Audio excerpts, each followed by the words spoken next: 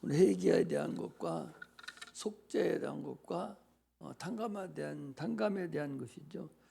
주님 가르친 기도에서도 우리 죄를 하늘에 계신 우리 아버지의 이름이 거룩히 여김을 받으시오며 나라에 임하옵시며 뜻이 하늘에서 이루어진 같이 땅에서도 이루어지이다. 오늘날 우리에게 일용할 양식을 주옵시고 우리가 우리에게 죄 지은 자를 사하여 준 것 같이 우리 죄를 사하여 주옵소서 하는 거하고 오늘 본문에 나와 있는 그 말씀하고는 같은 말씀으로 보시면 됩니다. 하나님은 사랑이시라고 그러죠. 사랑의 근본이, 하나님은 사랑이신데 근본이 사랑이시다는 것이죠. 하나님은 인간의 눈에 보이지 않아요. 보이면 얼마나 좋겠어요. 인간의 눈에 보인다면 하나님이 아니시죠. 보이지 않는 게 신이니까 보이지 않아야 되죠. 그 이스라엘 백성들이 예수께서 내가 하나님의 아들이다 하니까 야, 하나님은 안 보여야 되고 신인데 네가 육체를 가지고 와가지고서 네가 무슨 하나님이라 하느냐 이렇게 얘기를 한 거죠. 그래서 하나님 인간의 눈에 보이지 않습니다. 그러나 그분이 베풀어 주신 사랑을 내가 경험함으로 그분이 사랑이 계시는구나 알 수 있죠. 왜냐하면 하나님의 우리의 그 사랑이라는 것은 실상이에요. 눈에 보이지 않지만 실상이다고. 평안도 눈에 보이지 않지만 평안도 능력이고 그것도 여러분 사랑이 실상이에요. 하나님은 우리를 사랑한다 하지만 말로만 한 것이 아니라 자기 아들 독생자를 이 땅에 보내셔서 인류를 대신 십자가에 못 박혀 죽으시고 피 흘리게 하신 그것이 우리에게 보여주신 사랑의 증표지요. 하나님은 사랑이다 하는데 사랑이 어디 보이지 않는 무슨 사랑을 했습니까? 내 아들을 너희들에게 육체로 보내준 것이 그게 사랑이고 그가 와서 채찍에 맞으시고 찔림을 당하시고 그 고난을 당하고 죽은 것이 그것이 내가 너희를 사랑하는 증표다라고 이 땅에 오신 주님이 사랑의 근본이고 사랑을 보여주신 것이죠. 그래서 주님께서는 인간을 위해서 직접 육체를 입고 이 땅에 오셔서 인간의 모든 것을 다 체휼했다 그랬어요. 체휼이라는 것은 경험을 했다는 거죠. 인간의 것을 경험한 것을 말합니다. 육체로 오지 않으면 경험할 수가 없죠. 육체로 오셔서 인간의 모든 걸 다 체휼하신 그런 하나님. 그래서 그로 인해서 인간의 모든 저주를 다 자기가 체휼하고 그걸 가져가신 그리고 대신 죄를 짊어지신 그분이 바로 우리 구주 예수님입니다. 그리고 그렇게 하시고서 그 모든 내가 가지고 있는 모든 것을 너희들이 다 소유해라 가지라 그렇게 얘기했어요. 그래서 너희들이 나를 사랑하면 내 사랑도 가지고 가고 내 용서도 가지고 가고 내 평안도 가지고 가고 그렇게 해서 다 소유하라 그렇게 말씀을 하십니다. 하나님의 우리 아침에도 하나님의 사랑을 사모하는 자 그 찬양을 하면서 우리의 작은 신음에도 응답하시는 그 하나님 기도하고 끙끙대고 걱정하고 막 그러면 하나님이 그 작은 그 신음과 그 작은 우리의 그 어려움도 주님께서 우리에게 느끼게 해주셔요. 그것이 사랑을 우리가 채우라는 것이고 사랑을 받는 거예요. 지금까지 신앙생활 하면서 하나님의 사랑을 느끼지 못하고 깨닫지 못했다면 그건 하나님을 사랑하지 않는 사람입니다. 그래서 반드시 하나님의 사랑을 받은 사람만 그 사랑을 알 수가 있어요. 그래서 찬송가 85장에도 그랬죠. 그 사랑 받은 사람만 그 사랑 알도다 그랬거든요. 사랑을 받지 못한 사람은요, 사랑을 몰라요. 부모 사랑을 받아보지 않은 사람은요, 자녀도 사랑할지도 모르고 사랑이 뭔가조차도 모릅니다. 하나님의 사랑도 받아본 사람이나 하나님의 사랑도 받아본 사람이나 하나님이 살아계시고 나를 이처럼 사랑해 주셨다는 것을 내가 체울해 가는 거예요. 이것이 신앙생활의 근본입니다. 그러므로 하나님의 사랑을 받지 못한 사람은 하나님을 사랑할 수가 없어요. 사랑하지 못하니까 그 사랑을 받지도 못하고 알지도 못하고 결국 말아버립니다. 반드시 우리는 하나님의 사랑을 받아야 돼요.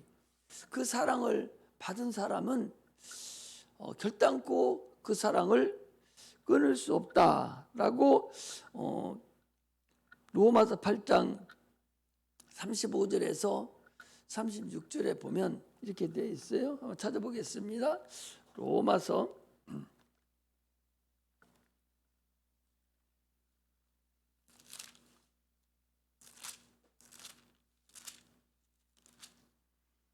8장 36절에 35절에 보니까 누가 우리를 그리스도의 사랑에서 끊으리요? 환난이나 공고나 핍박이나 기근이나 적신이나 위험이나 칼이랴. 기록된 바 우리가 종일 주를 위하여 죽임을 당케 되며 도살할 양같이 여김을 받았나이다함과 같으니라 그랬어요. 하나님의 사랑을 받았고 사랑을 아는 사람은 결코 하나님과 우리 사이에서 그 사랑을 끊을 수 없다는 거죠.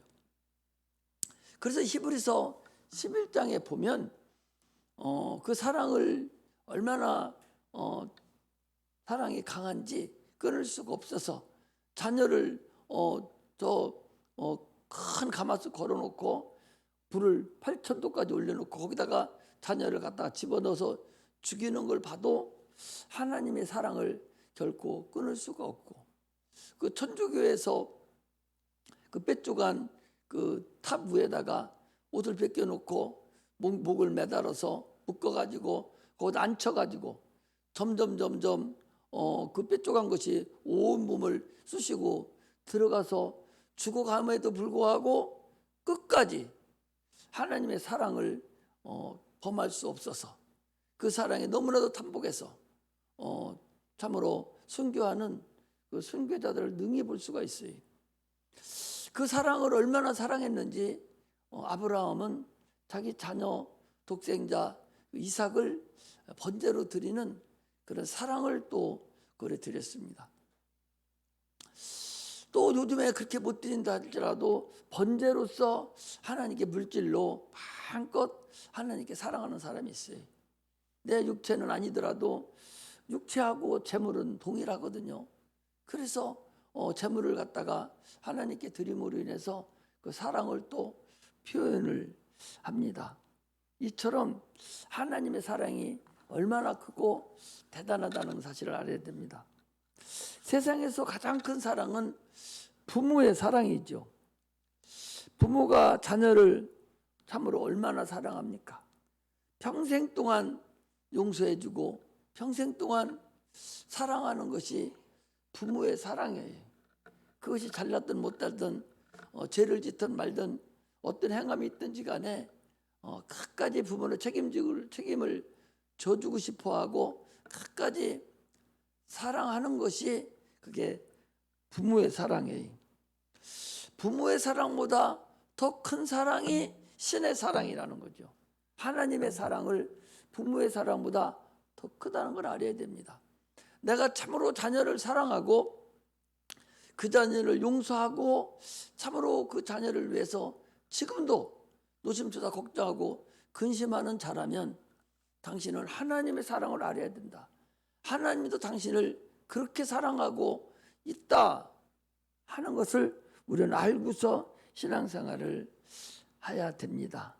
그러므로 참으로 죽으실 필요가 없는 그런 아들을 보내셔서 죽게 하시는 그 사랑, 고난받을 필요가 없는데도 불구하고 그 고난을 받게 하신 그 하나님의 사랑, 이것이 하나님의 열심입니다. 그러므로 인해서 우리가 부모로서 자녀를 참으로 사랑할 줄 안다면 나는 참으로 하나님의 사랑을 받고 있는 자다라는 것을 내가 알고서 신앙생활하는 그런 근본이 있으시기를 주의 이름으로 축복합니다. 그럼에도 불구하고 많은 사람들은 하나님의 사랑을 무시합니다. 하나님의 사랑을 받아들이지를 않아요. 무슨 하나님이 계시냐고, 하나님 어디 있냐고, 하나님이 나를 사랑하면 나를 네 꼴로 만드냐고. 네 꼴이 어때서? 자기 꼴이 어때서요? 아니 자기 꼴이 어때서 나를 네 꼴로 만든다고 그럽니까? 네가 영원히 지옥 가서 거기서 참으로 그 형벌을 네가 아침에도 얘기했잖아요. 그 소금 치듯 하는 그 불 속에서 네가 튀겨나오고 죽어야 될 그런 인간인데 너를 사랑해서 구원하시기 위해서 독생자까지 보내주신 그 사랑을 네가 받았는데 네가 지금 어땠어? 육체가 지금 잠깐 동안 좀 고난을 당한다고, 육체가 조금 잠깐 동안 어려움을 당한다고 하나님 어디 계시냐고 이렇게 핑계를 대고 불평을 하는 그런 자가 참으로 어리석다 그 소리죠. 육체를 생각해도 마찬가지입니다. 하나님은 공의의 하나님이세요. 공평하신 하나님이세요. 물질이 많으면 육체가 문제가 있고, 육체도 문제 있고, 물질이 많으면 자녀가 문제 있고, 또 자기 몸에 문제가 있고, 다 모든 사람은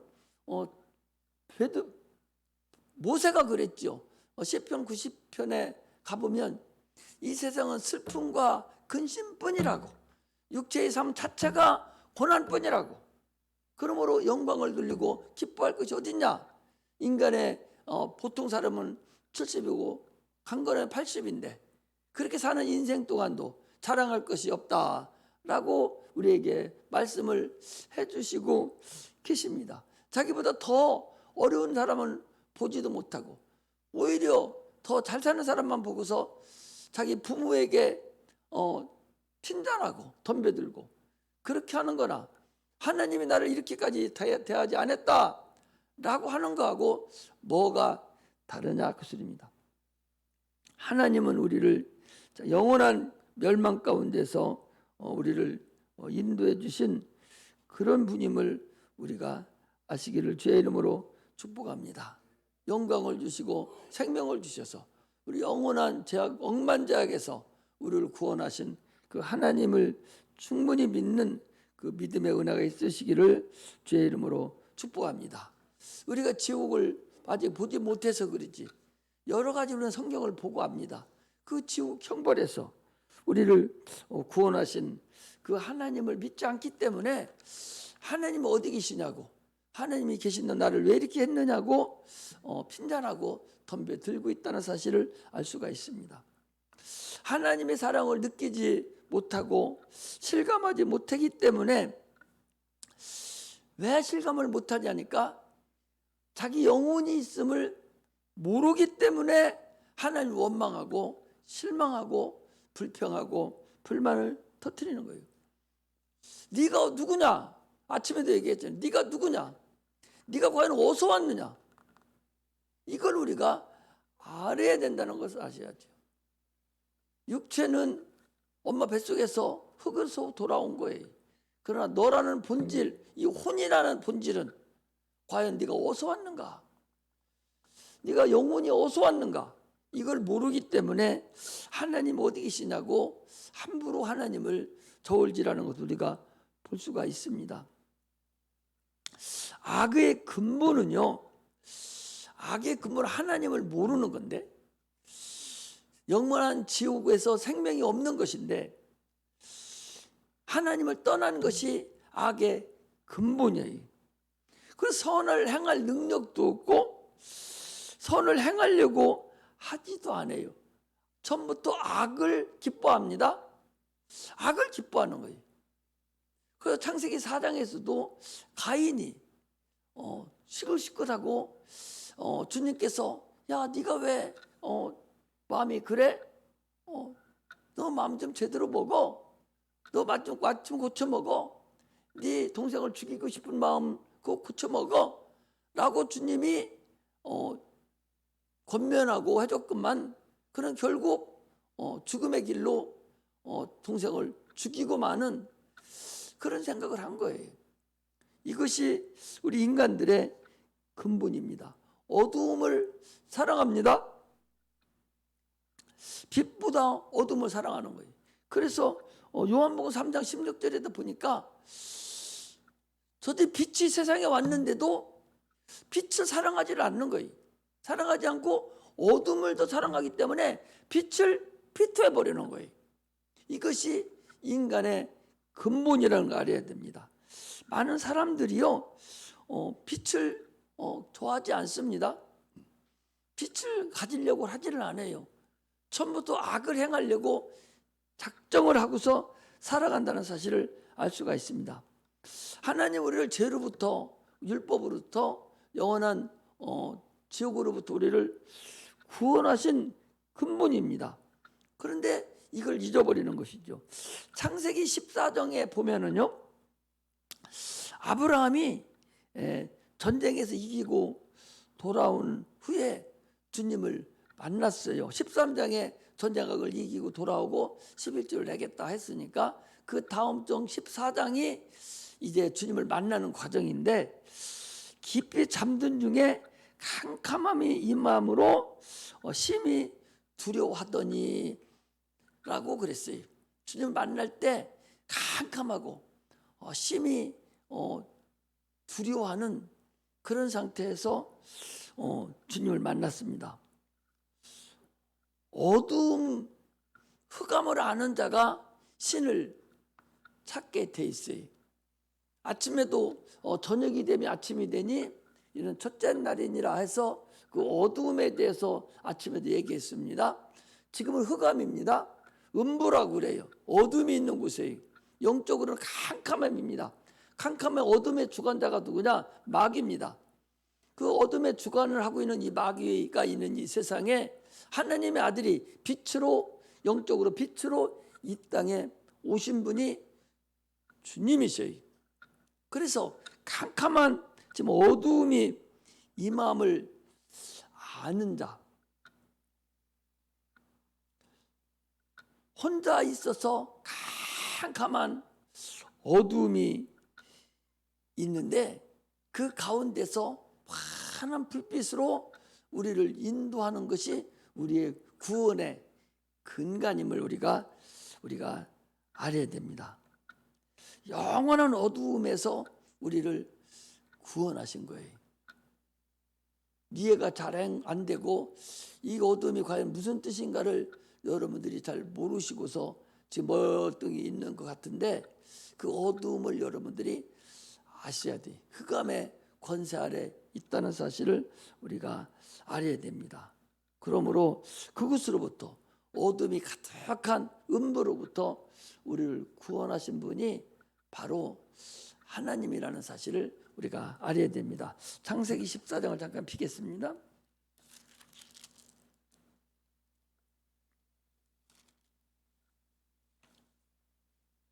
15장, 14장이 아니라 15장.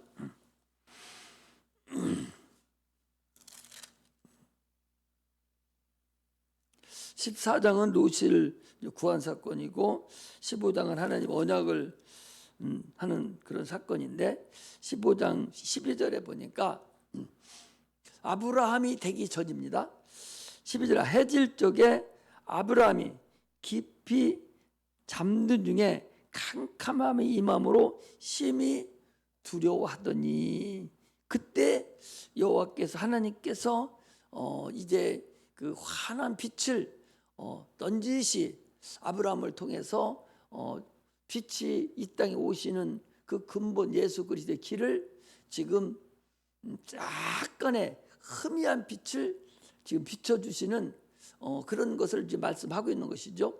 그러니까 아브라함 해질 적에 깊이 잠든 중에 캄캄함이 임함으로 심히 두려워했다는 거죠. 우리는 캄캄함이 임해서 어두움을 두려워하는 그런 자들입니다. 그런 곳에서 우리를 구원했거든요. 그 여호와께서 이르시되 정령이 알라 네 자손이 이방에서 객이 되어 그들을 섬기겠고 그들은 400년 동안 네 자손을 괴롭게 하리니 그 섬기는 나라를 내가 징치할지며 그 후에 네 자손이 큰 재물을 이끌고 나오리라 하시면서 지금 아브라함에게 예수 그리스도가 이제 구약의 아브라함 후손으로 내려올 것에 대한 캄캄한 어둠이 있는 이 세상에서 빛으로 내가 세상에 빛으로 왔나니 나는 세상의 빛이요 나가는 예수 그리스도가 이 땅에 오시는 그 길을 지금 넌지시 시초를 딱 지금 시작을 하고 있는 그런 과정에 아브라함이 거기 나타나는 것을 우리가 볼 수가 있습니다. 그러므로 우리는 참으로 어둠을 사랑하지 아니하고 빛을 사랑하고 빛의 자녀답게 사는 그런 은혜가 임하기를 주의 이름으로 축복합니다. 할렐루야. 오늘 본문은 제자들에게 예수님께서 베드로가 지금 물어보는 거예요. 예수님께 아니 몇 번이나 용서를 하면 됩니까? 몇 번이나 용서해 주면 됩니까? 70번씩 7번을 용서해 줘라. 보통 율법은 3번까지 용서를 해주도록 돼 있어요. 그런데 베드로는 조금 더해서 7번 용서하니까 그러니까 주님께서 70번씩 7번을 용서하라 그래요. 그러면서 1만 달란트 빚진 자와 100데나리온 그 빚진 자를 비교하면서 우리는 1만 달란트를 빚진 자라는 거예요. 1만 달란트를 무슨 이제 돈으로 환산하니까 2조인가 20조인가 얼마 된다고 그래요. 환산 안 해봤는데 어떻든 우리가 평생 갚아도 갚을 수 없는 그런 재물이에요.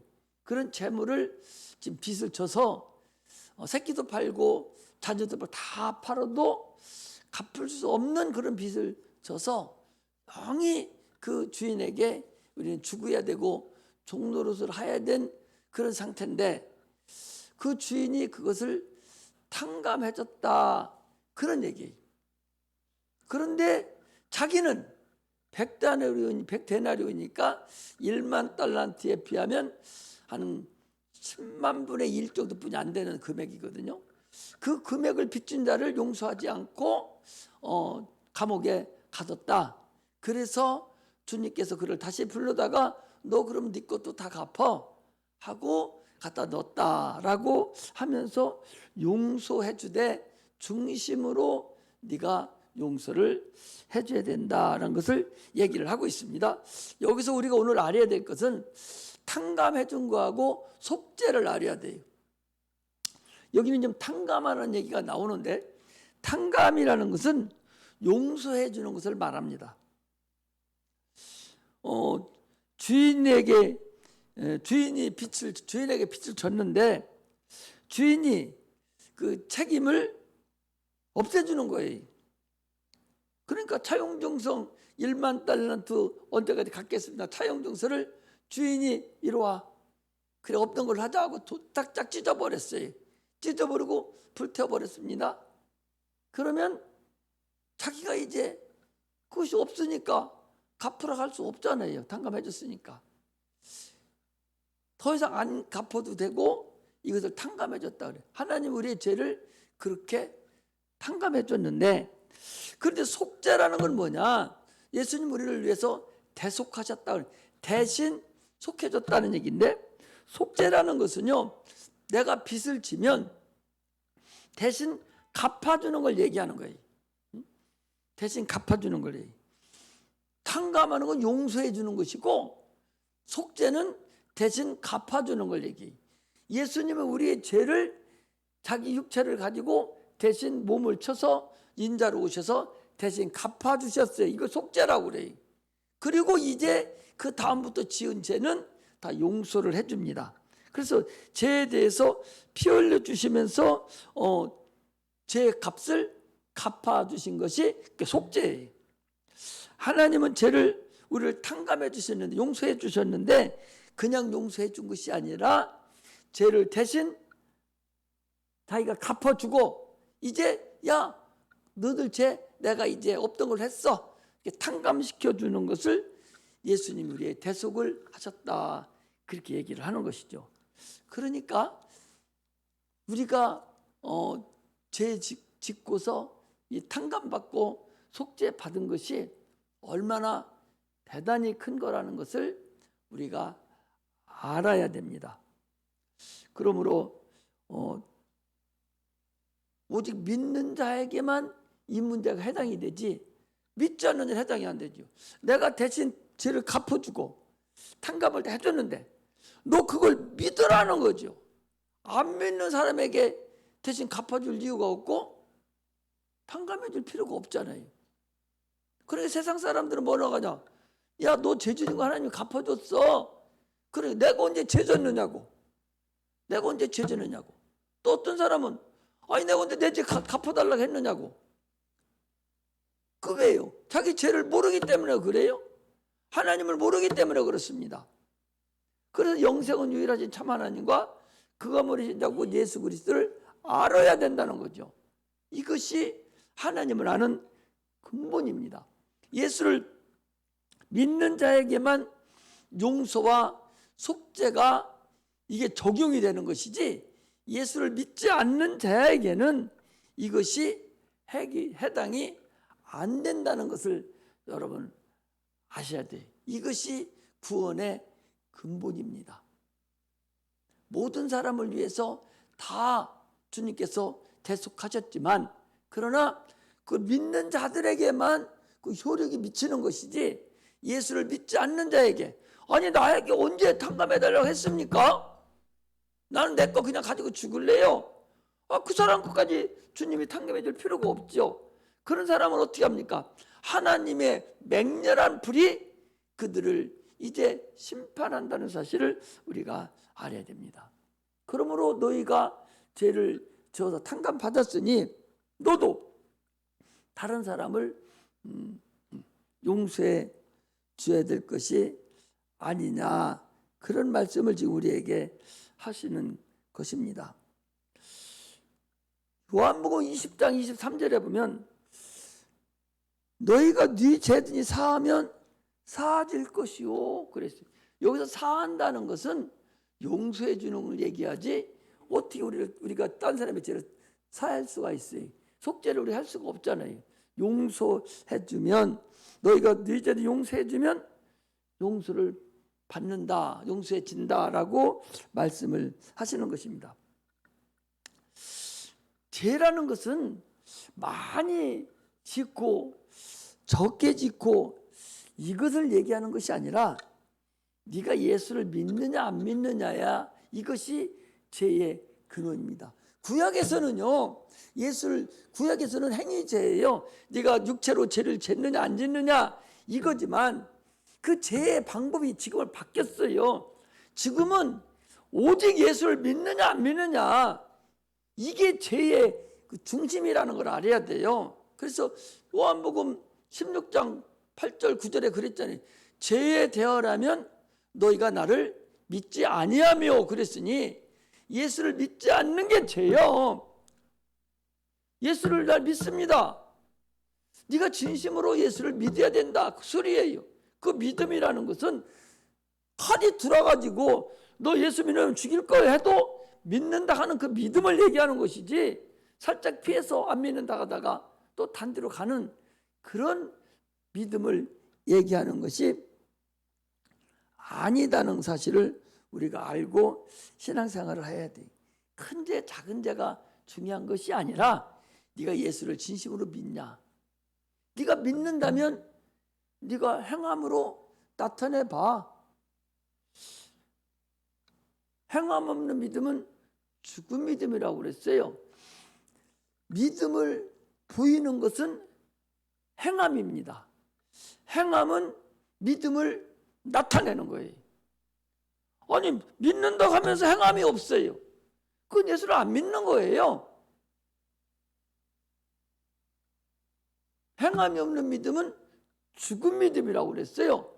산 믿음으로 하나님 나라에 가는데 죽은 믿음 가지고 어떻게 하늘나라에 갈 수가 있어요? 산 믿음으로만 하나님 나라에 갈 수가 있습니다. 그러므로 우리는 믿음을 온전히 가져서 온전하게 구원을 완전히 이루는 그런 자가 돼야 되는데, 그래서 거기에 중심으로 용서하라는 것은 영으로, 사람의 중심, 인간의 중심은 어디에 있어요? 인간의 중심은 영혼이에요. 영적으로 네가 중심으로 용서를 해. 네 영혼으로 네가 용서를 해줘야 된다라고 말씀을 하는 거지. 사람의 중심이 뭐예요? 우리 영혼이 사람의 중심이니 마음으로 온전하게 용서를 해주는 자만 구원에 이룰 수 있습니다. 할렐루야. 할렐루야. 그러므로 여러분, 우리가 예수를 믿고 확실하게 이제 구원을 받았다면 누구도 우리를 정죄할 수가 없습니다. 정죄함을 받는 것은 내가 믿음이 없는 거예요. 마귀는 계속적으로 우리를 지금도 참소할 거리를 찾습니다. 계속 참소할 거리를 찾아요. 야, 어제 이런 일을 했잖아. 그리고 네가 오늘 와서 대표 기도해? 이런 마음을 갖다 주는 건 누구요? 마귀가 갖다 주는 거예요. 생각으로 자꾸 갖다 주고 참소를 하는 거예요. 뭘 가지고? 율법을 가지고 참소를 하는 거예요. 그러나 우리는 이미 용서를 받았어요. 받았으니 그것들이 우리를 참소하려고 해도 탁 쳐버리고 참소받지 않아야 됩니다. 정죄함을 받지 않아야 돼요. 우리를 결코 정죄할 자가 없습니다. 예수 믿는 자는 정죄할 자가 없어요. 정죄할 거리를 주지 말고 바로 회개해버리고, 회개만 하면 끝나니까 바로 주님께 자기의 사정을 아뢰는 거예요. 자기의 죄를 주님께 다 고백하는 거예요. 그러면 끝나버렸어요. 그런데 그렇지 않고 자꾸 그걸 가지고 있으니까 마귀가 그 틈을 타서 너 율법으로 이렇잖아? 너 성경에 이렇게 돼 있는데 너 이런 일 했잖아? 이러면서 자꾸 마음으로 우리를 기도도 못하게 해줘. 기도하려고 네가 그런 걸 가지고 기도할 수 있냐? 네가 그런 마음을 가지고 있었던 네가 설교할 수 있어? 네가 그러면서 이게 장로할 수 있어? 네가 권사할 수 있어? 이렇게 마귀가 계속적으로 우리를 참소합니다. 정죄를 해요. 그 정죄에 절대적으로 넘어가면 안 된다, 그 소리. 넘어갈 필요성이 없어요. 예수님께 무릎 꿇고 와서 여러분 고백하세요. 내가 이런 죄를 졌습니다. 내가 육체가 연약합니다. 육체가 연약해서 짓는 죄는 용서를 받을 수 있는 죄예요. 용서받지 못하는 죄가 뭐야? 성령을 해방하는 자가 용서받지 못하는 죄지만, 육체가 연약해서 짓는 죄는 얼마든지 주님이 용서해 줘요. 알게도 짓고 또 모르게도 짓는 죄들이 많이 있어요. 그런 죄를 주님께 와서 무릎 꿇고 회개하라는 거죠. 고백해요. 용서해 달라고. 이미 주님이 다 채찍에 맞으시고 죽으심으로 다 해결해 버렸어요. 이제 주님 고백함으로 인해서 그것이 주님 내 것으로 딱 와버리는 거예요. 그런데 많은 사람들은 지금도, 아는 사람들은 내가 이런 죄를 졌는데 하고 죄인같이 그냥 꼬부려 가지고 있으니까 마귀가 와가지고 계속 더 구렁텅으로 끌고 들어가는 것을 우리가 볼 수가 있습니다. 율법은 여러분 예수 앞에 멈춰버렸어요. 주님 십자가 못 박혀 죽음으로 인해서 율법은 더 이상 정죄할 수 없고 딱 멈춰버렸습니다. 그러므로 우리는 정죄받는 자가 아닙니다. 은혜를 망각하게 하는 자가 정죄시키는 거예요. 하나님 은혜를 받았어요. 주님의 십자가 못 박혀 죽으심에 그 은혜를 이미 받은 자들이에요. 그러므로 우리를 결코 정죄할 수 없나니 그랬잖아요. 성경에도 그랬잖아요. 결코 우리를 누가 정죄하랴? 누구도 정죄할 수 없다. 그런 말씀을 지금 말씀하시는 것입니다. 세상 신은 실상이에요. 마찬가지로 성령도 실상이라는 사실을 여러분 아셔야 됩니다. 그러므로 항상 내 옆에 정죄하는 자가 붙어 있다는 사실을 알아야 돼. 그 정죄하는 자가 내 옆에 붙어서 계속적으로 나를 정죄거리를 찾고 있어요. 그것을 탁탁 쳐내서 없애버려야 더 이상 정죄받지 않습니다. 그러므로 우리는 하나님의 자녀로서의 조금 더 부족함이 없는 그런 삶을 사는 그런 은혜가 임하시기를 주의 이름으로 축복합니다. 많은 사람을 용서해주고 또 용서받는 그런 은혜가 임하시기를 주의 이름으로 축복합니다. 감사합니다. 기도하겠습니다.